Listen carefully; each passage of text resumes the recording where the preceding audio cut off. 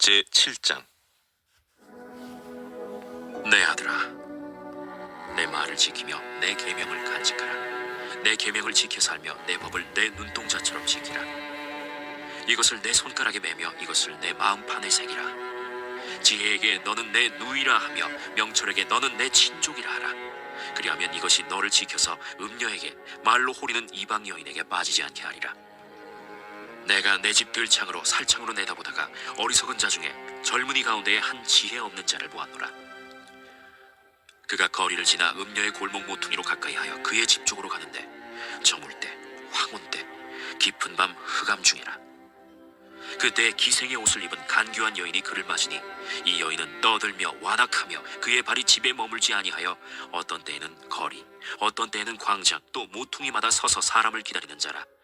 그 여인이 그를 붙잡고 그에게 입맞추며 부끄러움을 모르는 얼굴로 그에게 말하되, 내가 화목제를 드려 서원한 것을 오늘 갚았노라. 이러므로 내가 너를 맞으려고 나와 내 얼굴을 찾다가 너를 만났도다. 내 침상에는 요와 애굽의 문이 있는 이불을 폈고 모략과 침향과 계피를 뿌렸노라. 오라, 우리가 아침까지 흡족하게 서로 사랑하며 사랑함으로 희락하자. 남편은 집을 떠나 먼 길을 갔는데 은주머니를 가졌은즉 보름날에나 집에 돌아오리라. 여러 가지 고운 말로 유혹하며 입술에 호리는 말로 꿰물어 젊은이가 곧 그를 따랐으니 소가 도수장으로 가는 것 같고 미련한 자가 벌을 받으려고 쇠사슬에 매이러 가는 것과 같도다. 필경은 화살이 그 간을 뚫게 되리라. 새가 빨리 그물로 들어가되 그의 생명을 잃어버릴 줄을 알지 못함과 같으니라. 이제 아들들아, 내 말을 듣고 내 입의 말에 주의하라. 내 마음이 음녀의 길로 치우치지 말며 그 길에 미혹되지 말지어다. 대저 그가 많은 사람을 상하여 엎드러지게 하였나니 그에게 죽은 자가 허다하니라. 그의 집은 스올의 길이라. 사망의 방으로 내려가느니라. 솔로몬은 오늘 본문 7장에서 아주 실감나는 이야기 형식으로 음녀, 즉 성적인 타락에 관한 교훈을 7장 전체에 걸쳐서 전달하고 있습니다. 솔로몬은 지혜의 가르침, 율법과 하나님의 말씀을 가까이 하라고 권면하죠. 얼마나 가까이 해야 하는가? 3절에 보면 손가락에 매며 마음판에 새기라. 신명기 6장에 보면 내 손목에 매어 기호를 삼으며 내 미간에 붙여 표를 삼으라 라는 말씀이 있는데요. 그 유대인들이 기도할 때에 이마에 그리고 손에 그 작은 상자가 달려 있는데 그걸 붙잡고 기도를 합니다. 그 이마와 손에 붙어 있는 이 작은 상자를 테필림이라고 하는데 그 작은 상자 안에는 모세오경에 나오는 출애굽기와 신명기에 나오는 성경 구절 4개가 적혀 있습니다. 이제 그거를 이렇게 붙잡고 유대인들이 기도를 해요. 지금 솔로몬이 이제 그걸 머릿속에 떠올리면서 지금 이 말씀을 하고 있습니다. 지혜의 말씀을 가까이 하되 얼마나 가까이 해야 하는가? 4절에 보면 지혜의 말씀을 내 누이요 내 친족으로 여기며 가까이 하라. 그리 말하고 있습니다. 음녀와 대비되는 선한 여성이 나오는데 내 누이, 내 친족. 왜 말씀을, 지혜를 내 누이처럼, 내 친족처럼 가까이 해야 합니까? 그만큼 음녀의 유혹, 성적인 타락의 유혹이 적극적이고 공격적이기 때문입니다. 오늘 본문 11절과 12절에 보면 이런 표현이 있습니다. 이 여인은 이제 음녀를 이야기하는 겁니다. 성적인 유혹을 이야기하는 거예요. 이 여인은 떠들며 완악하며 그의 발이 집에 머물지 아니하며 어떤 때는 거리, 어떤 때는 광장, 또 모퉁이마다 서서 사람을 기다리는지라. 우리가 앞선 잠언 1장에서 지혜가 마치 사람처럼 의인화 이제 되었는데, 지혜가 시장에서 광장에서 큰 소리로 외친다, 이제 그 표현을 받지 않습니까? 사람들이 지혜의 소리에 귀 기울이기를 요청하는 그런 표현이었는데요. 마치 이와 흡사하죠.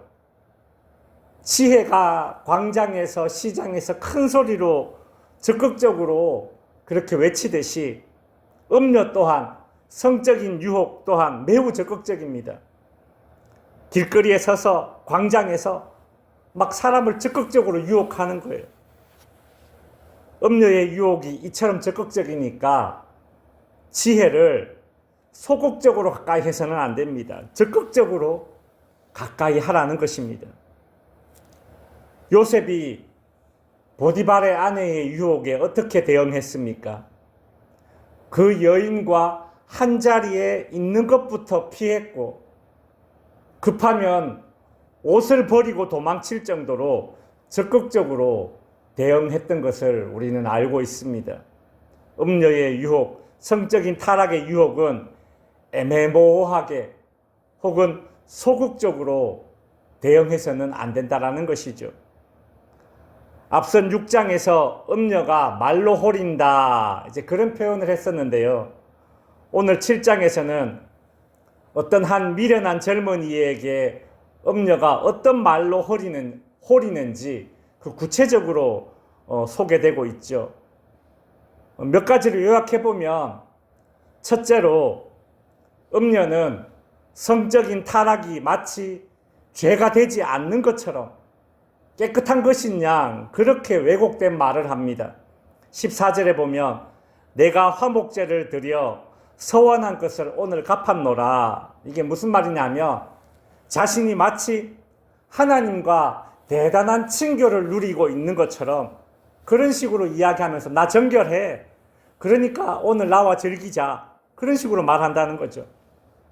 하나님의 이름을 막 덜먹이는 것 같습니다. JMS 정명석 이단 사이비 교주처럼 그렇게 말하고 있는 거예요.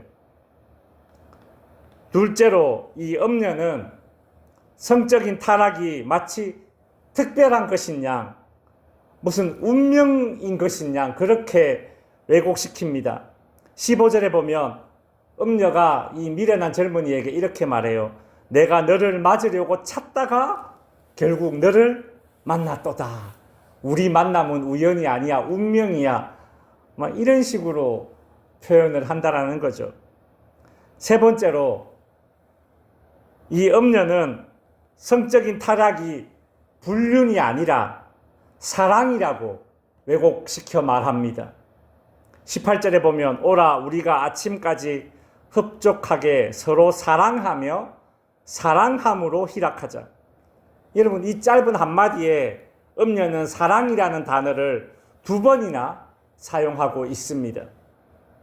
외도하는 사람들이 자신의 불륜을 온갖 표현으로 미화하듯이 사랑이라 할 수 없는 그저 간음이고 성적인 쾌락을 쫓는 것일 뿐인데 그것을 사랑이라고 왜곡시킵니다. 솔로몬이 벌써 3000년 전에 이 내로남불에 대한 개념을 이야기하고 있어요. 네 번째로 음녀는 성적인 타락의 길을 걸어가도 결코 아무 일이 일어나지 않을 것처럼 그렇게 말하고 있습니다. 19절에 보면 남편은 집을 떠나 먼 길을 갔는데 은 주머니를 가졌은즉 보름날에나 집에 돌아오리라. 앞선 6장에서 솔로몬은 사람이 불을 품에 품고서야 어찌 옷이 타지 않겠느냐, 사람이 숯불을 밟고서야 어찌 그 발이 되지 않겠느냐며 성적인 타락은 반드시 그 죄가 드러나게 되리라 그리 경고했었는데요. 오늘 본문에서 음녀는 성적인 타락, 이 죄가 은밀성이 보장된다, 이렇게 왜곡된 말로 젊은이를 호리고 있습니다. 이 호리는 말에 넘어간 젊은이는 결국 22절에 보면 비참한 결국을 맞이합니다. 마치 도수장으로 끌려가는 짐승처럼 말이죠. 사람들은 잠언 7장에 나오는 이 솔로몬의 흥미진진한 이야기를 들으면서 아이고 저 미련한 젊은이, 아이고 미련한 사람, 어찌 저리 어리석을까, 어찌 저런 말에 넘어갈까 싶었는데 솔로몬은 매우 충격적인 결론으로 오늘 이야기를 마무리합니다. 26절에 보면 대저 그가, 여기서 그는 음녀를 가리킵니다. 이 음녀가 많은 사람을 상하게 엎드러지게 하였나니 그에게 죽은 자가 허다하니라. 음녀의 유혹에 넘어간 이들이 허다하게 많다라는 것이죠. 마치 이런 충격입니다. 뭐냐 하면, 비유하자면 그녀가 살인범이었는데 알고 보니 심지어 연쇄살인범이더라. 막 이런 충격적인 엔딩인 거예요. 이 젊은이만 특별히 미련해서 어리석어서 이렇게 음녀의 유혹에 넘어간 것이 아니라 허다한 사람이 성적인 타락의 유혹에 넘어간다라는 그런 엔딩을 이야기해주고 있죠. 말씀을 정리합니다. 우리가 건강해지기 위해서 몸에 해로운 것은 피하자. 이것은 소극적인 대응법입니다.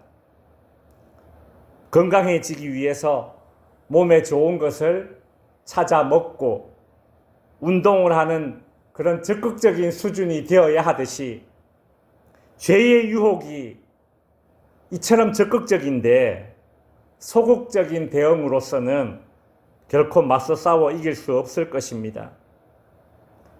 거룩은 하나님의 성품이고 하나님의 은혜이나 우리는 마치 전장에서 싸움을 한다는 그런 각오의 적극성으로서 성적 순결을 지키고 정결한 삶을 살기로 애써야 할 것입니다. 기도하겠습니다.